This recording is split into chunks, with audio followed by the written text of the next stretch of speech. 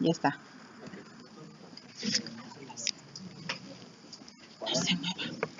Buenas tardes nuevamente, como hace 8 días. El día de hoy tenemos a el doctor Adrián Luis García, que nos va a presentar una plática sobre... Ya me salió el cuadro, ¿verdad? Si le gusta que me ponga el cuadro. Ok. Hágase la vida fácil. Aprenda gestión y evaluación de proyectos. Una breve reseña: el doctor García es uno de los investigadores más antiguos en Cicata Querétaro. Eso por, no por la antigüedad de él, sino por el tiempo que lleva laborando con nosotros. Y pues él se dedica básicamente a aspectos más relacionados de interacción academia-industria. Inició haciendo trabajos aquí de tribología, después el área se llamó, ¿cómo? Procesamiento de materiales y manufactura, y ocupó el cargo de la dirección durante más de un periodo. Con ustedes el doctor García. Gracias, por la no presentación. Bueno, ¿tengo que estar aquí o puedo acercarme? No, de este lado. ¿Tengo que estar de ahí. este lado? Aquí, Sí. ¿no? Máximo ahí. Bueno, entonces buenas tardes a todos aquí de lejos. No se imaginan lo solito que me siento estar aquí. Esta plática ya me han criticado algunos compañeros porque es la enésima vez que la doy. Mi justificación es que son siempre generaciones nuevas de estudiantes los que vienen a Cicata. Afortunadamente, cada semestre tenemos estudiantes nuevos que pueden beneficiarse de aprender un poquito de lo que a esta plática se refiere. Ya les hice algunas modificaciones. El título, por ejemplo, es diferente. Y como no tengo micrófono, voy a tener que gritarles, pero no es porque no me escuchen. Muy bien. Entonces, el título es diferente. Ya hice algunas correcciones ahí de algunas adiciones de transparencia para no verme tan descarado. Y si me sirve de algo la justificación, vengo de bateador emergente. Pero claro, eso no es pretexto para no dar una buena plática. Así que, básicamente, tenía que decidir entre platicarles de algo de materiales, de lo que hago en el área de materiales, que estaría muy sesgado hacia un grupo de ustedes, o platicar de algo de interés general, que a estas fechas yo digo que siempre es refrescante y siempre nos ayuda a tener ideas de lo que podemos hacer con nuestros proyectos, porque si algo tenemos en común todos en este recinto, en este momento, es que hacemos proyectos, ¿verdad? Bueno, entonces la plática tiene que ver con cómo se hacen esos proyectos. Obviamente son historias de la vida real, los nombres han sido cambiados. Tengo que agradecer siempre que esta plática me acuerdo del doctor Castillo, porque él nos decía que si había un método, bueno, en alguna ocasión me dijo, si tienen método, ¿dónde está el diagrama de bloques, ¿no? Y dije, pues sí tiene razón, doctor Castillo, la verdad es que son de esas cosas que uno aprende de los colegas y se le quedan grabadas para toda la vida. Bueno, entonces, planear o no planear, ¿verdad? Esa es la pregunta que nos ocupa. Y esta plática también me sirve como comercial para el curso de gestión y evaluación de proyectos que Cicata ofrece cada semestre. Están todos invitados también a participar en el mismo. Y la pregunta es si planeamos o no planeamos.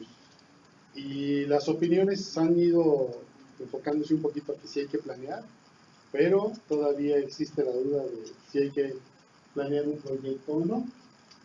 Bueno, la vida se va encargando de darnos las lecciones que necesitamos aprender. Y cuando ustedes leen el reglamento de posgrado, lo primero que encuentran ahí es que hay tiempos límites para obtener un grado de maestría o un grado de doctorado. Y básicamente esa restricción de tiempo es lo que debería de obligarnos a pensar en que tenemos que hacer un buen plan. Ahora, uno de los pretextos que he escuchado para no planear es que se toma mucho tiempo, que es mucho tiempo el que hay que aplicarle a la materia. Pero si ustedes piensan que un proyecto de maestría debe durar en promedio 4,000 horas en 2 años, ¿verdad? Y un proyecto de doctorado 8,000 horas en 4 años, Entonces, dedicarle 120 horas a una planificación de un proyecto, yo creo que pues es una fracción insignificante del tiempo total que se le dedica a esa actividad y que incrementa enormemente la probabilidad de éxito. Así que esta plática precisamente tiene que ver con cómo le podemos hacer, cómo hacemos para mejorar las probabilidades de éxito de nuestro proyecto. No se aburran porque les voy a preguntar. Los que van por ahí dormidos, no me puedo acercar, pero puedo contar desde aquí. Muy bien, entonces vamos a comenzar. ¿Qué es un proyecto? Todos hemos hecho proyectos aquí, así que estoy seguro que todos saben lo que es un proyecto, ¿verdad, doctor Ramos? ¿Qué es un proyecto? Me cambia la conversación. Un proyecto. ¿Qué es un proyecto? Buena pregunta, por ahí deberíamos empezar. ¿A usted le gusta filosofar y discutir? Por ahí comenzamos.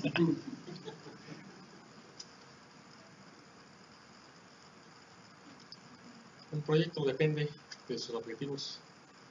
Sí, pero eso no me dice que es un proyecto, ¿eh? Pues yo sí sé quién sabe que es un proyecto, el doctor Castillo.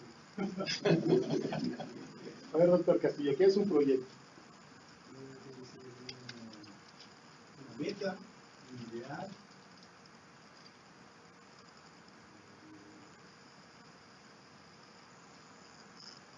¿Hay alguien más, uno de mis estudiantes ya graduado, que nos diga que es un proyecto? Porque ya estoy exhibiendo a los doctores bien feo, ¿verdad? A ver. Un conjunto de actividades para lograr algún objetivo o meta. Más o menos por ahí, ¿verdad? Eso es lo más cercano a un proyecto.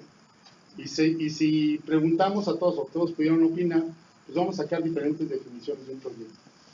Así que vamos a abordar una que viene en la, podríamos decirle, la norma de hacer proyectos que dicta el Instituto de Project Management en Estados Unidos. Debo decirles también que curiosamente en cuanto a proyectos no hay normas, solamente hay mejores prácticas. Y esas prácticas están condensadas en un libro y esta es la definición que da. Dice, un proyecto es un esfuerzo temporal que se lleva a cabo para crear un producto, servicio o resultado único. La naturaleza temporal de los proyectos implica que un proyecto tiene un principio y un final definido. Entonces, eso es lo que podríamos tomar como definición unánime de un proyecto, porque finalmente incluye o involucra todos los elementos. De aquí introduce la palabra esfuerzo, y esfuerzo implica pues, recursos, una persona que haga el trabajo, implica espacios, implica materiales, implica dinero para llevar a cabo este proyecto y pues tiene un carácter temporal. Entonces, podríamos nosotros resumir esa definición de proyectos y decir que los proyectos tienen tres características esenciales. Cada proyecto produce un resultado único, tiene principio y fin y consume recursos. Si lo que estamos haciendo, la actividad que estamos desarrollando cumple con esas características, lo que estamos haciendo es probablemente un proyecto. Y claro, hay que hablar de los objetivos. Hacemos todo esto para lograr un objetivo. Ahorita llegamos a ese punto. Porque, ¿por qué hacemos proyectos? Bueno, hacemos proyectos por el beneficio que representa hacerlos.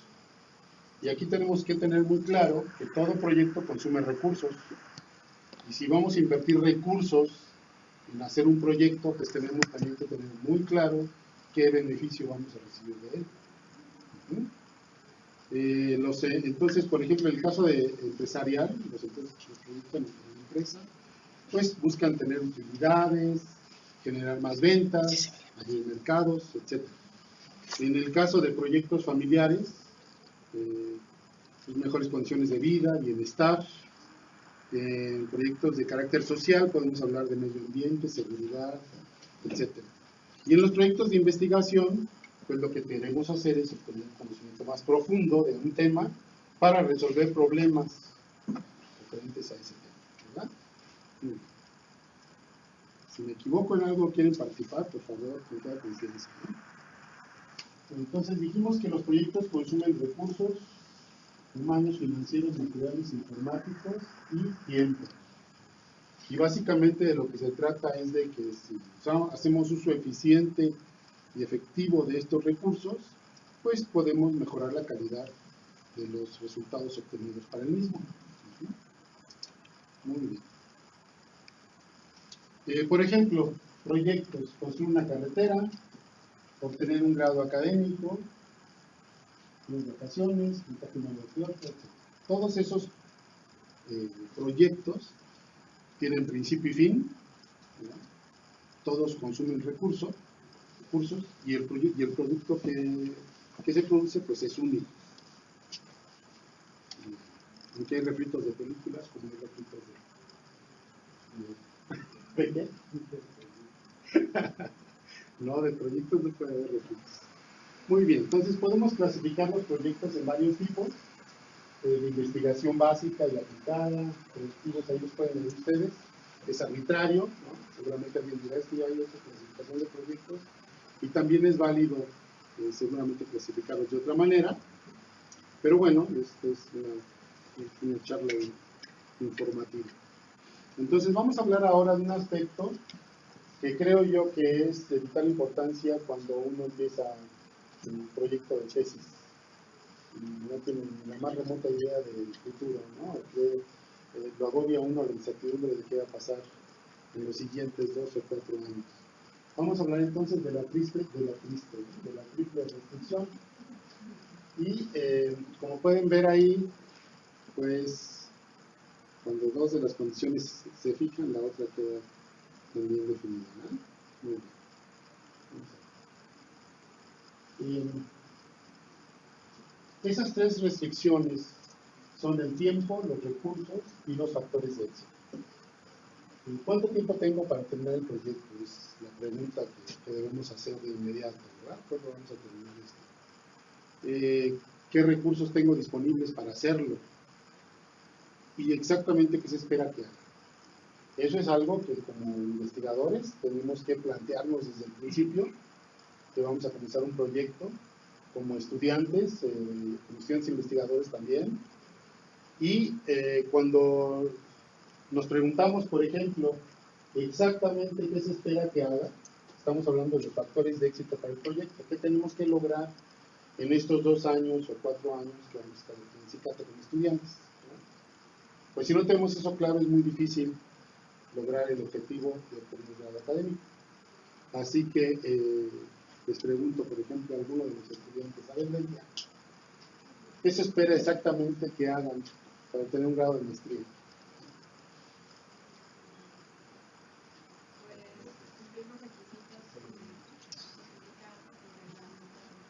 Por ejemplo, los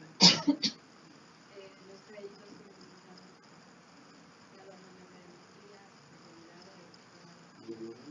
a ver, ¿alguien más? ¿Otro requisito para tener un grado académico aquí en Politécnico? Hacer una tesis, ¿verdad? De investigación. Y entonces, cuando ya tenemos claros todos los requisitos, quedan definidos los factores de éxito y ahora sí podemos ver si lo vamos a hacer o no lo vamos a hacer, ¿no? Entonces, esta perspectiva o esta idea de comenzar analizando la triple restricción antes de hacer nada en un proyecto, nos permite plantear una estrategia para hacerlo, ¿verdad? Por ejemplo, si para hacer nuestro proyecto de investigación no tenemos los recursos suficientes, los equipos necesarios, pues entonces desde antes de hacer algo, podemos cambiar el objetivo, podemos reducir el alcance del proyecto y garantizar que lo que vamos a comenzar lo vamos a tener.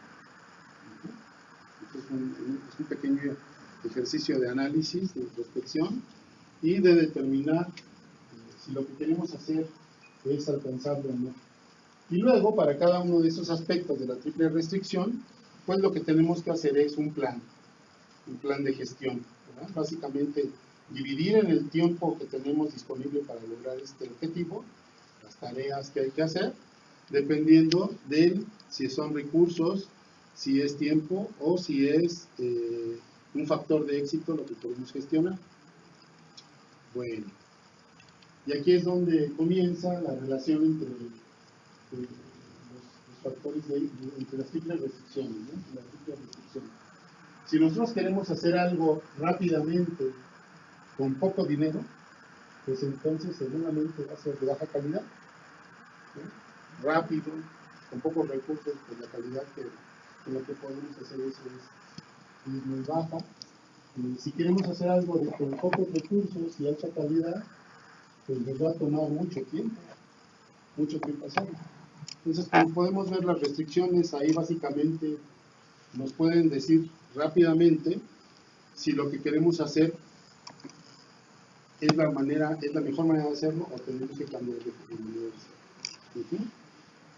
En el caso de los grados académicos, pues tenemos definición de tiempo. El tiempo es una restricción bastante fuerte, y si nosotros no cumplimos con esa restricción, pues podemos afectar la eficiencia terminal del programa.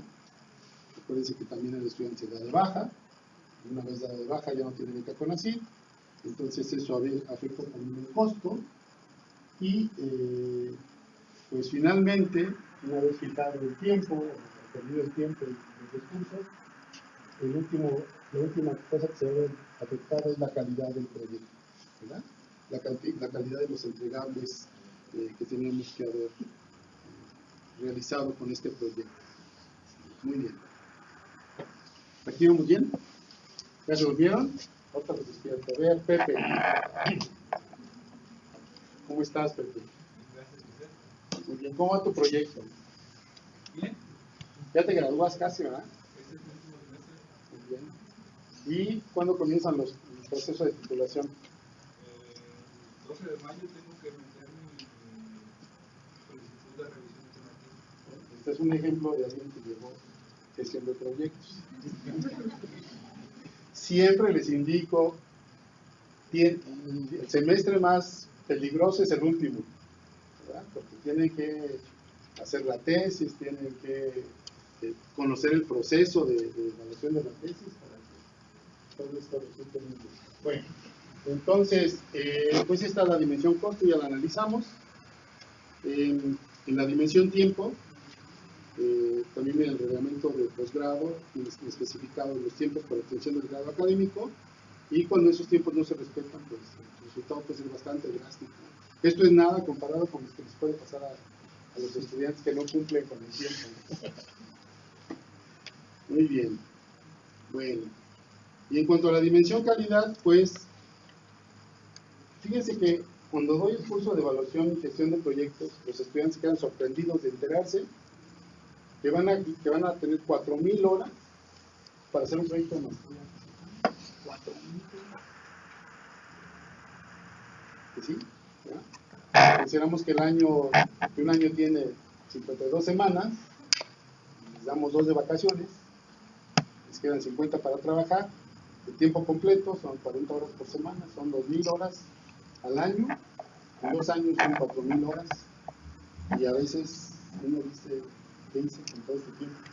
¿Ya? ¿O qué voy a hacer con todo este tiempo? Sí, las dos cosas les causan sorpresa. Bueno, pues de eso se trata la clase, de aprender de decidir qué vamos a hacer con todo ese tiempo y estos recursos disponibles para hacer proyectos. Y lo primero que tenemos que decidir es si lo que queremos hacer es un proyecto o no. Entonces, a ver, Juan, ¿cómo podemos decidir si lo que queremos hacer, qué características debe cumplir lo que queremos hacer para saber si es un proyecto o no? Desde el principio, ¿no? Tener un objetivo, un resultado único, tener principio y tener fin, y ya no me acuerdo. ¿Y cuál era la otra? Consume recursos. Entonces, y va a consumir, necesitar recursos. Sí, porque si no cuesta, quién sabe qué estamos haciendo. Muy bien. Entonces, ya que decidimos que sí es un proyecto, entonces continuamos, ¿verdad? Y si no, pues revisamos. Bueno, entonces la estrategia siempre precede la táctica. Yo les había comentado que el análisis de la triple restricción, antes de comenzar a hacer nuestro proyecto, es útil pues porque nos permite tener una visión estratégica de lo que queremos hacer. Si vamos a necesitar equipos especializados, pues saber que los vamos a tener. Si vamos a necesitar mucho tiempo, pues saber cuánto tenemos disponible. Y en base a este análisis de estas 3 restricciones podemos avanzar mucho en lo que es el proyecto y decidir si eso es lo que queremos hacer o podemos hacer o no. Y por eso, bueno, antes de empezar a acomodar las piezas y a gastar los recursos, invertir el tiempo en acomodar las cosas, tenemos que hacer este ejercicio. Desafortunadamente, no siempre la estrategia precede la táctica. Inmediatamente llegamos al laboratorio, empezamos a trabajar en la pared, abrimos la caja del mueble, no leímos las instrucciones, y al final de cuentas, pues somos menos eficientes de lo que pudimos haber sido si hubiésemos hecho un planteamiento estratégico de la situación. Bueno, entonces, primero que nada, ya decidimos, ya analizamos nuestra triple restricción, sabemos lo que queremos lograr, y lo siguiente que tenemos que saber que es cómo se hace. Y aquí les pongo un ejemplo de un chef que piensa que está cocinando, pero en todos los casos, cuando queremos cocinar algo que nunca hemos hecho, ¿qué es lo que tenemos que hacer primero? Obtener ¿qué? Obtener la receta, ¿verdad? Obtener la forma y cómo eso se puede hacer. Los ingredientes que se van a requerir. Y algunas recetas inclusive tienen el tiempo que se tarda en cocinar el asunto. Entonces, si ustedes están preparando esta super cena para el día de los novios y les va a tomar 3 horas hacerlo y solamente tienen 2, ya saben que ese proyecto no es viable, ¿verdad? Sin siquiera prender un cerillo, no es viable. Para eso es la triple restricción. Entonces, una vez que pasamos este análisis de que sí podemos hacer el proyecto, ahora tenemos que buscar el método para hacerlo. Aquí obviamente voy a hablar del método científico, pero cuando se trata de hacer otro tipo de proyectos, de desarrollo tecnológico, por ejemplo, el método es diferente. Vamos a hablar entonces aquí del método científico. Y pues hay 1000 maneras de hacer las cosas, pero solo existe una forma correcta en cuanto a ciencia. Y aquí rápidamente repasamos el método de Alicia, que espero no traiga muchas malas memorias, ni a profesores ni a estudiantes, ¿verdad? De cuando la pasamos, por ejemplo, hacemos la revisión bibliográfica. Hablemos de la revisión bibliográfica. Y leímos 200 artículos. ¿Y qué tienes para mostrar para esa actividad? Pues nada. Entonces nos la pasamos como Alicia, ¿verdad? Leyendo y leyendo y leyendo, pero si no sabemos a dónde vamos con nuestras lecturas, si no conocemos el método de investigación documental o un método de investigación documental, pues ahí nos la podemos pasar leyendo y leyendo meses y meses y nunca encontrar lo que buscamos. A ver, Gilberto, cuando hacemos la investigación documental, ¿qué estamos buscando? Palabras clave. Palabras clave. Proyecto o los objetivos. Y buscamos prácticamente lo que se acerque más a cómo se hace o cómo se podrá hacer. Entonces, el cómo que es. A ver, Eva. ¿Cómo? El cómo son los métodos, las técnicas, los modelos, las teorías. Eso forma el cómo.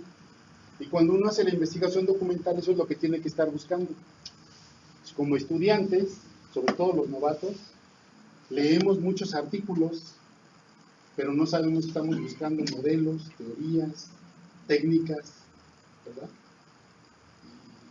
Pues podemos leer muchos artículos, pero no encontrar lo que realmente necesitamos.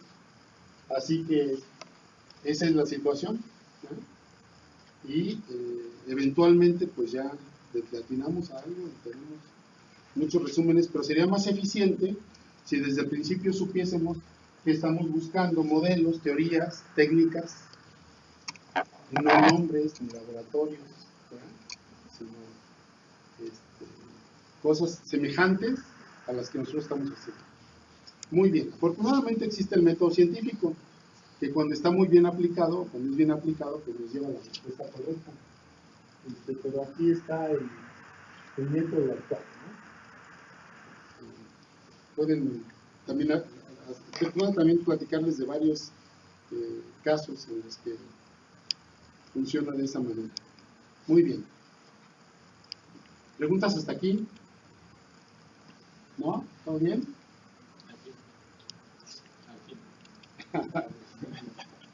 Entonces, vamos a hablar del proceso de investigación. Este que está aquí representado en esta plática, en esta transparencia, perdón, es el proceso de investigación. Aquí podemos ver que no hay final, ¿verdad? Por lo tanto, esto no es un proyecto, es un proceso. A pesar de que se producen resultados novedosos, algo nuevo, esto es algo que no termina. Esta es la actividad de nosotros como investigadores. Es la vida que nos hemos puesto a cuestas.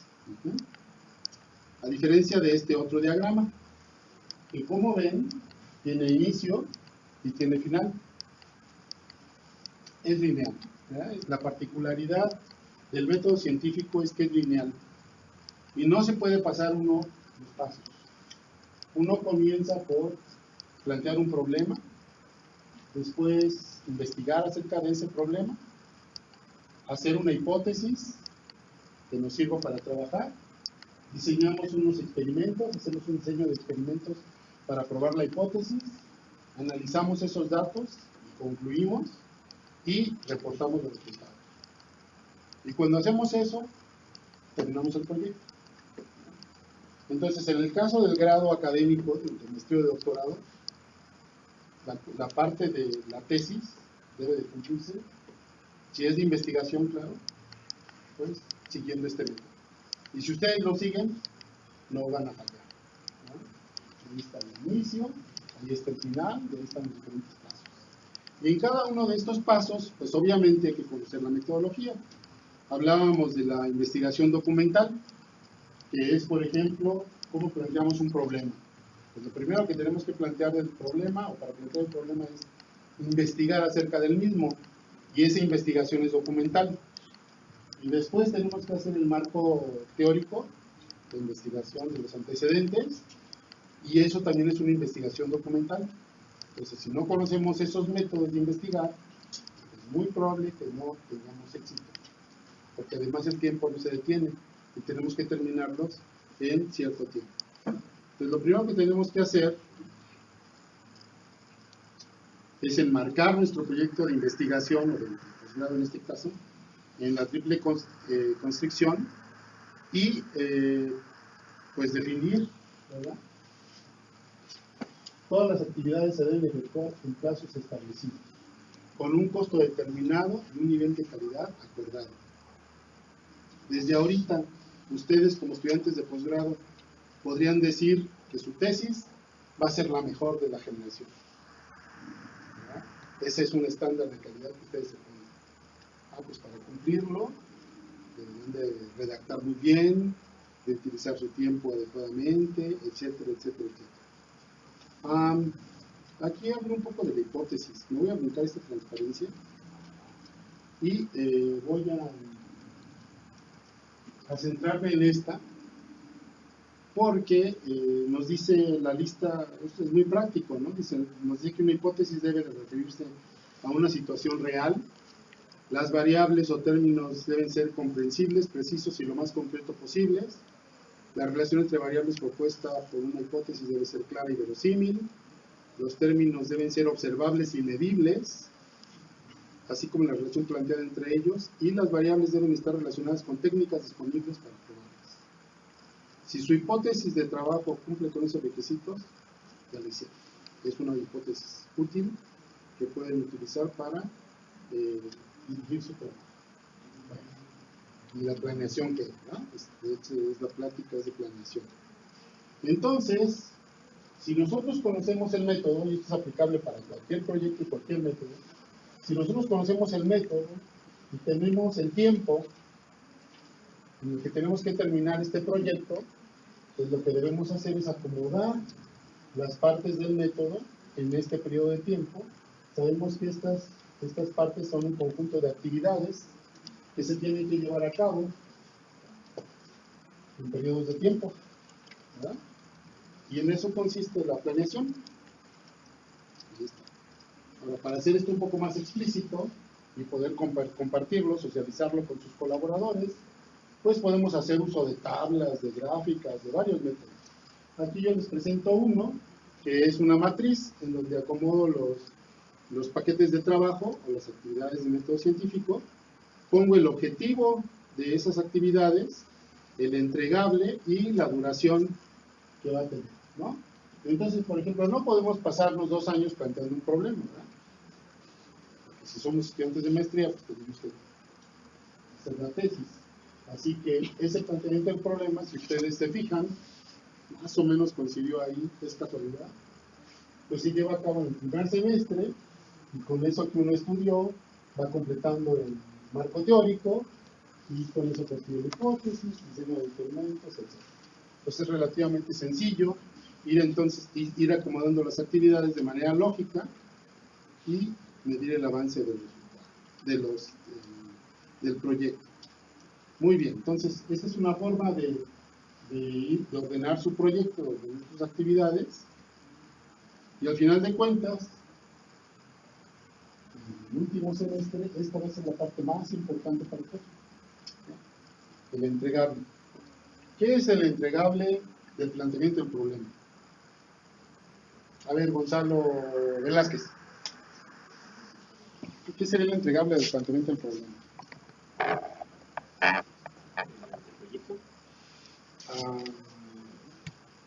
Puede ser el protocolo que se pide al estudiante en el primer semestre. Ajá. ¿Qué otro entregable podríamos tener ahí mismo?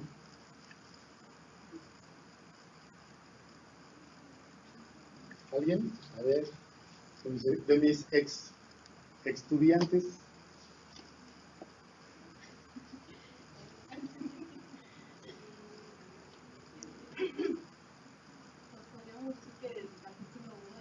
Capítulo 1 de la tesis, ¿no? Entonces, si para cada parte del método científico vamos planteando como entregable el escrito, pues ese en realidad se puede convertir en el capítulo 1 de la tesis, capítulo 2, capítulo 3, etc. Y cuando llegamos al final del semestre, del grado, pues ya tenemos la tesis, ¿no? Juntamos todo lo que hemos hecho y ya está el trabajo realizado. Muy bien, de ahí establecemos la duración de la actividad de acuerdo como lo planteamos en la gráfica. Después tenemos que ver la viabilidad del proyecto, y la viabilidad del proyecto tiene que ver con que existan los elementos, los recursos para llevarlo a cabo. En este caso, por ejemplo, están los recursos humanos, los financieros y los materiales. Si uno de esos no está disponible, pues ¿para qué meterse a hacer el proyecto? Ese proyecto puede morirse ahí mismo y decir, hacemos otro porque esto no es alcanzable. Y bueno, tenemos que sentarnos y hacer este análisis, que como ven es relativamente sencillo, y decidir si este proyecto es viable o no. Y después, algo que ahora ya también está pidiendo el CONACYT en sus convocatorias, es el análisis de riesgos. Todos los proyectos presentan riesgos, y hay que sentarse, pensar un poco y descubrirlos, ¿verdad? Por ejemplo, vamos a suponer que en el proyecto está planteada una estadía en Alemania para hacer unas mediciones en algún laboratorio de PI. ¿Qué riesgos hay ahí? A ver, los que han viajado, los que han hecho sus estadías, ¿qué riesgos se encontraron ¿Con qué se encontraron por allá afuera? Que no previeron. Delia, tú saliste, pero por ahí también. Martín, ¿cómo te fue en Chile? ¿Sí? ¿Qué riesgos previste y ocurrieron o no previste? Cuando yo contacté al investigador, no sé si el laboratorio estaba preocupado, más preocupado que el laboratorio se encuentra en México. Entonces, uno me dice, ¿tú no ves el dato? Pero cuando llegas y ves que está bien identificado, pues toca atención. Muy bien. Pero y si no hubiera estado, entonces, qué desperdicio ir a Chile, a un país, igual, a un laboratorio que no estaba equipado, ¿no? Entonces, es un riesgo. ¿Cómo podemos minimizar ese riesgo? Controlarlo de cierta manera.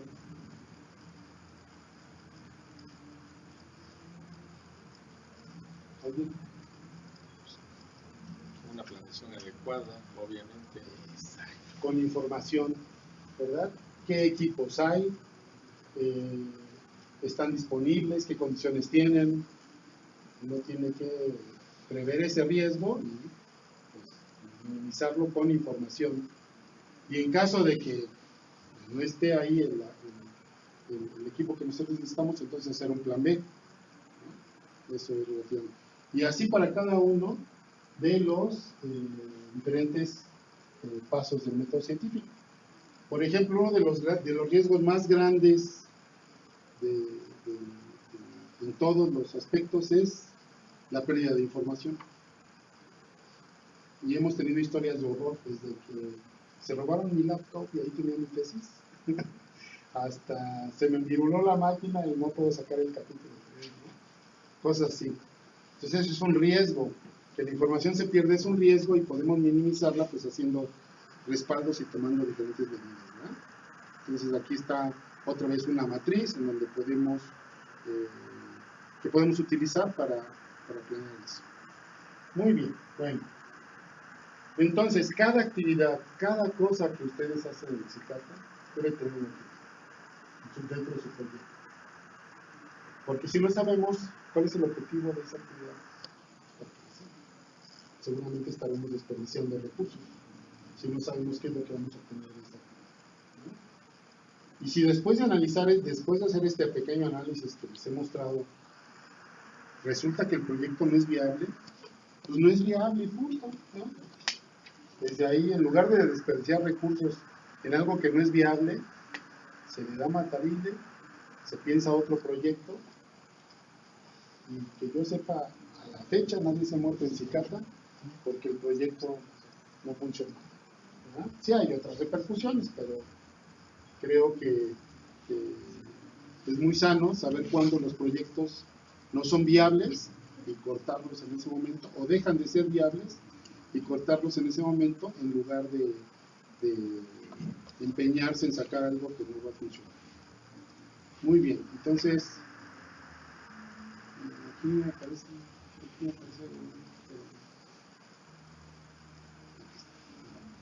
entonces, sin el método y sin plan de acción, sin planes de emergencia, entonces es muy posible que el proyecto fracase.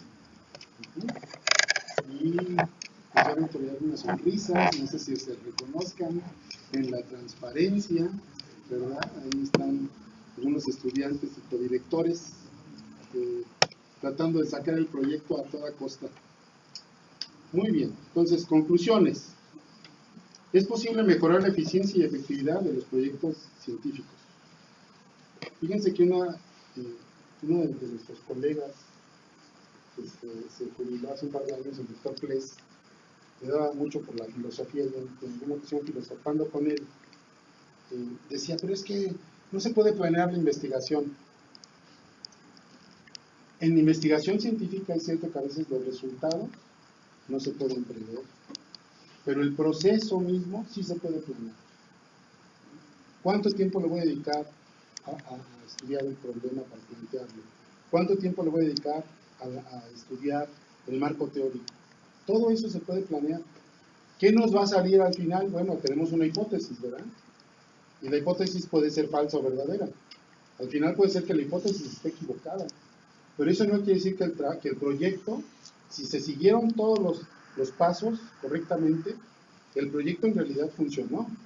Nos está dando una respuesta que a lo mejor no era la que nosotros habíamos planteado o nos hubiera gustado, pero finalmente es una respuesta a una pregunta científica.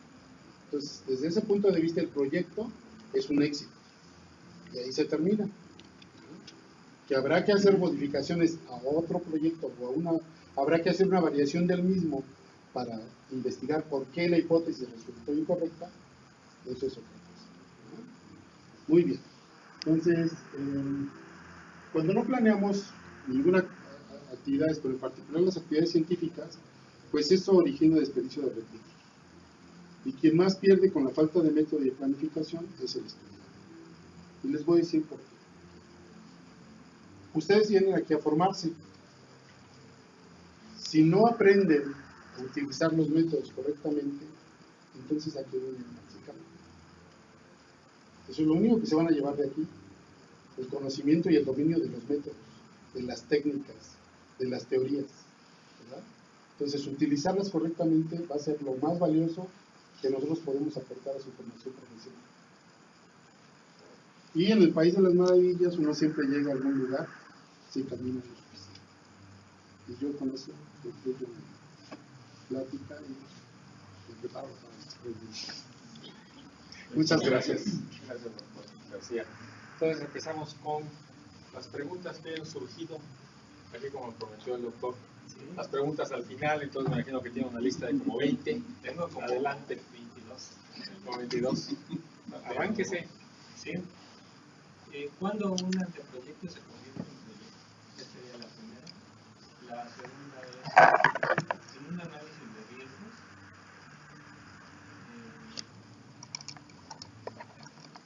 hay tres posibilidades de hacerlo. Y en el caso de una tesis doctoral, ¿cómo se aplican estas tres posibilidades? Podemos pensar en que el riesgo se acepta, se rechaza o se transfiere. Digamos en la teoría básica del análisis de riesgo. Entonces, en una tesis, ¿esto cómo lo podríamos aplicar? Haciendo un estricto análisis de riesgo. ¿Sí? No, con esas para ver hasta dónde llegamos, que nos quedan 10 minutos. Muy bien. A ver, la primera era aquí. ¿Cuándo un anteproyecto se convierte en proyecto? Todos los proyectos tienen que pasar por un proceso de definición. El proceso de definición involucra encontrar quién va a ser el equipo de trabajo, primero que nada, qué responsabilidades tiene cada uno de los involucrados en el proyecto. Por ejemplo, en el caso de nosotros, de CICATA, pues algunos de los procesos que tienen que hacer los estudiantes involucran al departamento de posgrado, al departamento de investigación. Entonces, ellos también forman parte de los involucrados en el proyecto. Y el anteproyecto deja de ser anteproyecto cuando se registra y se aprueba su ejecución. En el caso del CICATA, cuando el estudiante solicita el registro de su tema de tesis, el colegio lo aprueba, ese proyecto ya está autorizado y entonces ahora sí se le pueden asignar, de hecho se le asigna un director, que es un recurso humano, un comité tutorial, que son recursos humanos, y en principio tendría que tener asignado un lugar, porque se pregunta ahí en la hoja de registro en dónde se va a llevar a cabo el proyecto, y generalmente los estudiantes ponen en el laboratorio de biotecnología, de biología, de CICATA Querétaro, de la UNAM. Entonces ya se le asignan recursos, se le están asignando en ese momento también recursos materiales para hacer ese proyecto. Bueno, me parece que esta precisión es muy importante en términos de que pareciera que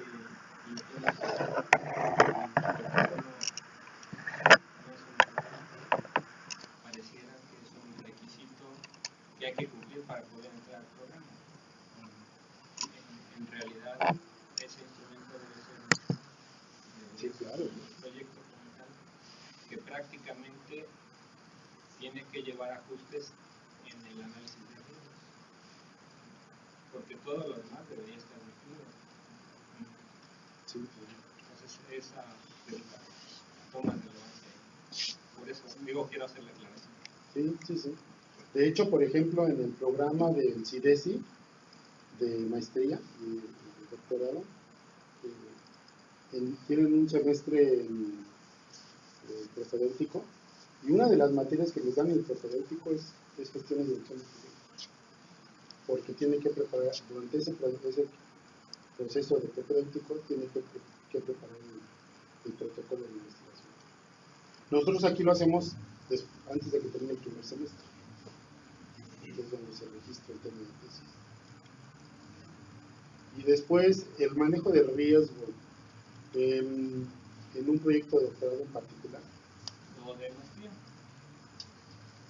Bueno, A mí me cuesta, digo, lo hago un poco por molestar, pero también un poco por reflexionar, porque es una de las partes más importantes de la gestión de proyectos. El poder entender cuáles son las complicaciones que puede tener un proyecto y qué decisiones voy a tomar al respecto. Entonces esa reflexión me parece que es muy pertinente, asumiendo, a lo mejor muchos no lo han reflexionado, pero debemos asumir que el riesgo se acepta, se transfiere o se rechaza. sí, por ejemplo, cuando en un proyecto de investigación dependemos de un instrumento que está en el extranjero para tener un resultado fundamental, ahí hay riesgos, porque es una situación bastante complicada, ¿no? Primero hay que generar el recurso para que el estudiante pueda ir a ese país. Después, el equipo pues tiene que estar disponible en el momento en el que el estudiante vaya. Eso se puede quizá arreglar con relativa facilidad. Pero después existe el riesgo de que ese equipo no funcione. ¿Cómo lidiamos con todo esto? Ahí lo aceptamos. ¿En base a qué? Pues que el profesor es muy confiable, que el equipo está funcionando por años, que la relación con el asesor es fuerte, ¿no? Bueno, entonces creo yo que ahí son condiciones que van haciendo que el riesgo sea aceptable. Pero de todas maneras, el ejecutor del proyecto, porque aquí, como les digo, los estudiantes, quienes registran el tema de tesis son los estudiantes, no los profesores. Quienes son responsables de que ese proyecto se concluya exitosamente son los estudiantes, no los profesores. Nosotros solo somos asesores. Pero es su tema de tesis y es su proyecto. En este caso, en estas circunstancias, es muy importante hablar con el profesor, analizar los riesgos y decir, ¿lo aceptamos o no lo aceptamos? Lo aceptamos, pero hay que tener un plan B. No sé si eso se podría tomar como transfiero el riesgo, en lugar de hacerlo en el extranjero, pues conozco un laboratorio más modesto aquí en México, y a lo mejor la medición no va a ser de igual precisión, pero aceptable para el trabajo. Aquí lo importante, creo yo, es estar conscientes como profesores, como investigadores, que estamos formando capital humano, ¿verdad? Y que el estudiante tiene que estar expuesto a todas las circunstancias de la investigación para poder aprender de ellas. Entonces, mientras nosotros tengamos como objetivo la formación lo mejor posible de un recurso humano, la calidad de la medición puede ser un riesgo que se deba tomar, ¿no? También tenemos que tomar como referencia qué es lo que realmente queremos obtener de esta actividad. ¿Alguna otra pregunta? Preguntas. La primera. ¿Cuál es el nivel de detalle que recomienda para planear? Por ejemplo, se hablaba de 4.000 horas para un estudio. Entonces, tengo que planear qué voy a hacer en la hora 2.700 en el minuto tal. Y una segunda, me parece que hay muchos estilos, muchas formas de planear o estilos de planear o filosofías cuando se planea. Pero hay una parte muy relevante, como ya se habló con respecto de los riesgos, en el seguimiento y en la actualización de esa planeación, porque la planeación es una situación viva, se tiene que estar corrigiendo, modificando, y cada cuándo o cómo se debe estar modificando. Bueno, respecto a la primera pregunta, de nada nos sirve tener un plan, sentarnos 120 horas, 80, para dividir las actividades, acomodar el método en un periodo de tiempo, si nuestro horario diario no refleja esas actividades. Si nosotros ponemos ahí que vamos a hacer investigación documental, tenemos también en nuestro horario diario, es decir, esta investigación documental la voy a hacer lunes, miércoles y viernes, de 8 de la mañana a 12 del día, o de 3 a 4 de la tarde, lo que sea, pero todo lo que nosotros planeamos tiene que reflejarse en nuestras actividades diarias. Y entonces las tenemos que acomodar en nuestro horario de actividades. Así que no podemos decir qué vamos a hacer en el día 267 de 2050 del proyecto, pero de acuerdo con la actividad que tenemos que realizar, sí podemos decir, este semestre me toca hacer esto, entonces lunes, miércoles y viernes, jueves y viernes voy a hacer esto, los sábados voy a hacer lo otro. Entonces, respecto a la primera. Ahora, el seguimiento. Bueno, para los estudiantes nuevos han de saber que aquí tenemos, cada semestre tenemos que hacer una reunión de comité tutorial, al menos una reunión de comité tutorial con el estudiante, y ahí se revisan los avances del proyecto. Entonces hay que presentar avances, y es mucho más fácil presentar avances cuando se tiene una descripción en tiempo de qué actividades tengo que hacer y decir estas son las que hice y estas son las que me faltan. ¿Sí?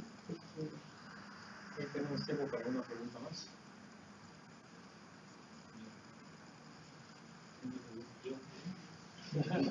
Si regresamos con el doctor. No, digo, sí, había que decir, ¿no? Cuando se habló de la investigación bibliográfica, me parece que la definición que se da, sin temor a equivocarme, es solamente aplicable a proyectos de maestría. Para proyectos de posgrado, creo que de doctorado debería ser más amplio que lo que comentaste. Es una opinión personal. Me parece que a partir de la definición de un problema, un estudiante de doctorado no necesariamente o no solamente va a buscar los métodos que va a aplicar en su trabajo, sino más bien la pregunta. Tú hiciste muy bien la pregunta, me parece, que decías, bueno, ¿y qué esperan tener de la investigación bibliográfica? Yo creo que lo que se espera tener precisamente es ubicada la aportación en términos del contraste de lo que otros han hecho y que no está atendido para abonar a la solución del problema. Y ahí es donde, desde el punto de vista del doctorado, me parece que deberíamos buscar una aportación de frontera, ya sea científica o tecnológica. Si es científica, pues voy a revisar artículos de talla internacional y indagar ahí, en términos de lo que otros ya han hecho, qué es lo que yo voy a aportar para resolver el problema. Y en términos de una aportación tecnológica, pues voy a ir a la base de datos. Y lo otro, pues tal cual para una maestría, pues sí. O sea, hay que ir a buscar métodos de cómo hacer lo que me queda de cómo resolver.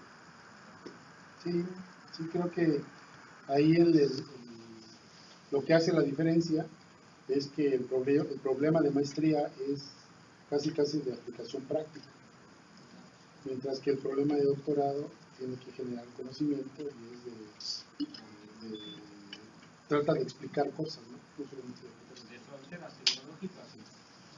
Eso hace mucho. ¿Sí? Hay que saber qué está buscando. Ese es el punto más que Bueno, le agradecemos a nuestro ponente. Muchas gracias.